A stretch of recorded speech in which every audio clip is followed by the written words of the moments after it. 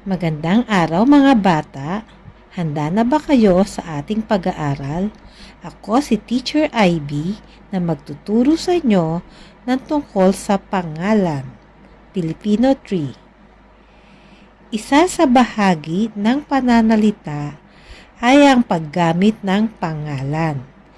Ginagamit ang pangalan sa pagsasalaysay tungkol sa tao, lugar, at bagay sa paligid. Ang pangalan ay mahalagang bahagi ng pagsasalaysay dahil ito ay tumutukoy sa angkop na tao gaya ng pulis, bagay gaya ng lapis, lugar gaya ng Rosario, Cavite, hayop, ang halimbawa nito ay ang ibon,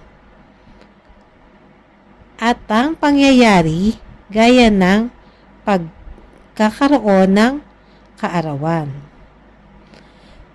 Mahalagang malaman at matukoy ang mga pangalan bilang aralin upang makapagbigay ng epektibo at makabuluhang salaysay. Ngayon ay may hinanda ko sa inyong mga larawan.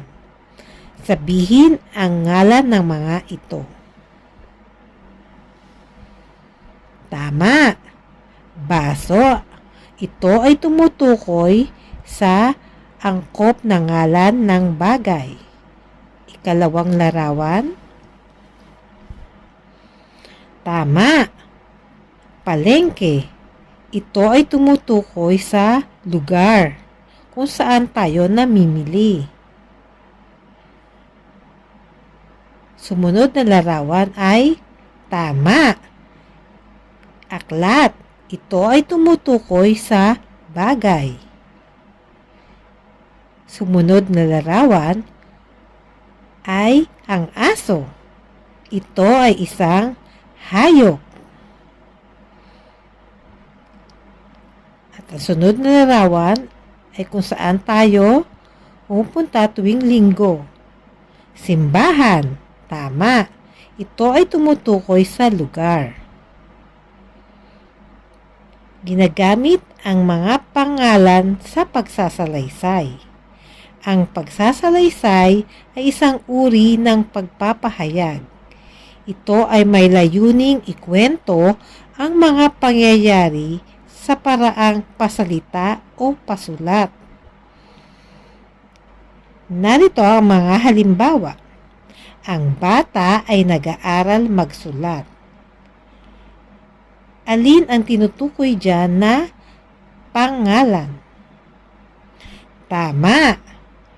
Ang bata ay siyang ngalan ng tao. Marami ang nagtatrabaho sa EPSA. Ano ang tinutukoy na pangalan? Tama! EPSA. Ito ay isa sa lugar na makitatagpuan sa Rosario, Cavite na kung saan ang mga magulang nyo ay diyan nagtatrabaho. Sumunod na larawan, ano ang tinutukoy na pangalan? Tama! Kabayo, ito ay pangalan ng hayop.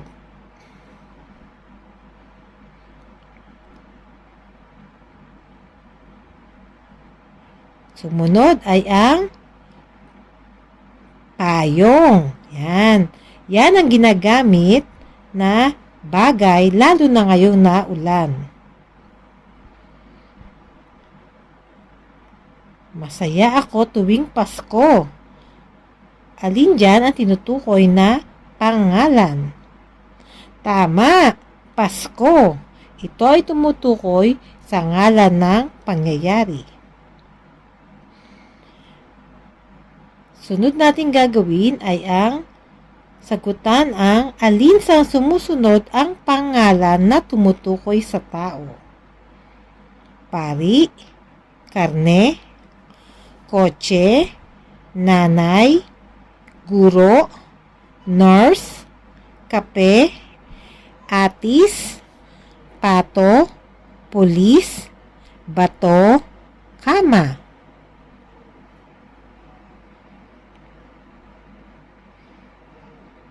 Tama! Ang mga ngalan ng tao ay ang sumusunod: pari, nanay, guro, nurse, at pulis. Magaling!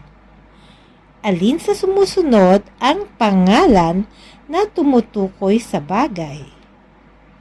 Tatay, karne, kotse, kuya, bote, nurse, tinidor, pista, pato, doktor, bata, kama. Tama! Ang karne, kotse, bote, tinidor, at kama ay tumutukoy sa mga bagay. Alin sa sumusunod ang pangalan na tumutukoy sa hayop? Ubas, ibon, kotse, daga, ahas, nurse, Pasko, pista, pato, doktor, agila, kama. Mahusay! Ang ibon, daga, ahas, pato, agila ay mga hayop. Alin sa sumusunod ang pangalan na tumutukoy sa lugar? Ubas, Laguna, kotse, wawa, ahas, liktong, ate, Bulacan, pato, Rosario, kama, pera. Mahusay! Ang mga Laguna, Wawa, Liktong, Bulacan, at Rosario ay ngalan na tumutukoy sa lugar. Alin sa sumusunod ang pangalan na tumutukoy sa pangyayari? Usa, keso, bote, bagong taon, ahas, nurse, Pasko, pista, kaarawan, mahal na araw. Mahusay! Bagong taon, Pasko, pista, kaarawan, at mahal na araw ay tumutukoy sa pangalan na pangyayari. Basahin nyo nga mga salita na ating napag-aralan. Tao,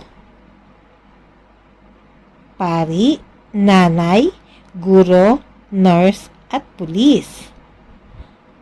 Ang mga bagay naman ay karne, kotse, bote, tinidor, kama. Ang mga hayop naman ay ang ibon, daga, ahas, pato, agila. Lugar, ito ay mga Laguna, Wawa, Liktong, Bulacan, at Rosario. Pangyayari, bagong taon, Pasko, pista, kaarawan, at mahal na araw. Mahusay! Nagawa niyo lahat ang mga gawain. Kahanga-hanga ang lahat na inyong ginawa. Hanggang sa muli, maraming salamat! Hanggang sa muli nating pag-aaral!